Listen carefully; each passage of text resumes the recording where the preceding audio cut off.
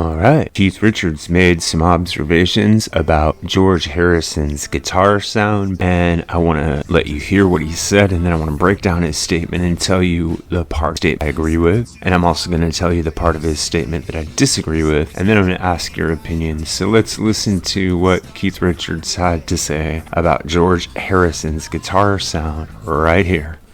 George was a great mate of mine, and I think, as you say, George agreed with me. I thought that George Martin particularly didn't serve his guitar sound as well as it could have been done, but it was early days, and they were doing those things. They made an album in a night, and, listen to Twist and Shout. You can hear them barely being able to get there, but great records.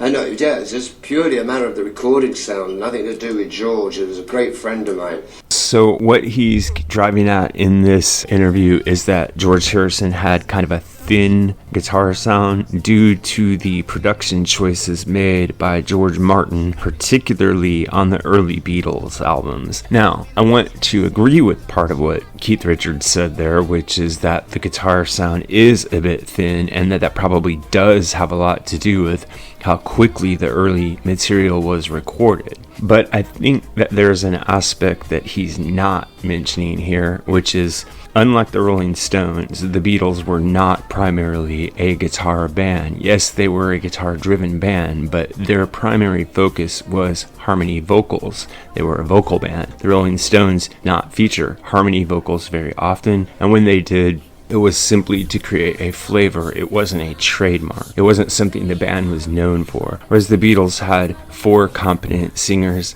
and they showcased their harmony vocals at all times. So a producer like George Martin would have been much more focused on the vocal production, particularly in the early days, than on the guitar production. So it wasn't simply a matter of time, but it was a stylistic choice. Now, whether or not this was a good idea is up for debate, but I think that it was a good idea, because if you had multi-tracked, multi-layered, very deep textured guitars underneath the vocals, the overall sound would be way too thick. So if you think about something like a band like Black Sabbath, who has a very heavy guitar sound, they have kind of a thin vocal over the top of it. And when you have sort of choiring vocals, harmony vocals, but then you also have like a Led Zeppelin type thickness of guitar tracking, the effect will be overwhelming.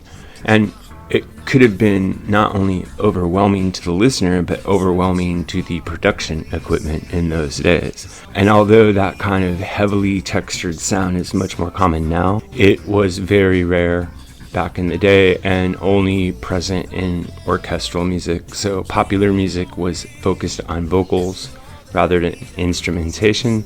And although the Beatles were one of the bridges away from that, they were also squarely at the center of the vocal pop wave. This is what I think, but what really matters is what you think. So if you have an idea about this or anything else connected to classic or contemporary music, please drop it in the section below, and remember to like and subscribe. Also check out the join button that's available now. If you choose to become a channel member, you'll gain access to members only badges, members only videos, members only polls, and other cool perks you'll see when you click on the button. You can also help out the channel by clicking on the Buy Me a Coffee link, going to the Buy Me a Coffee site, and leaving a donation. Every little bit helps this channel stay strong. Thanks a lot.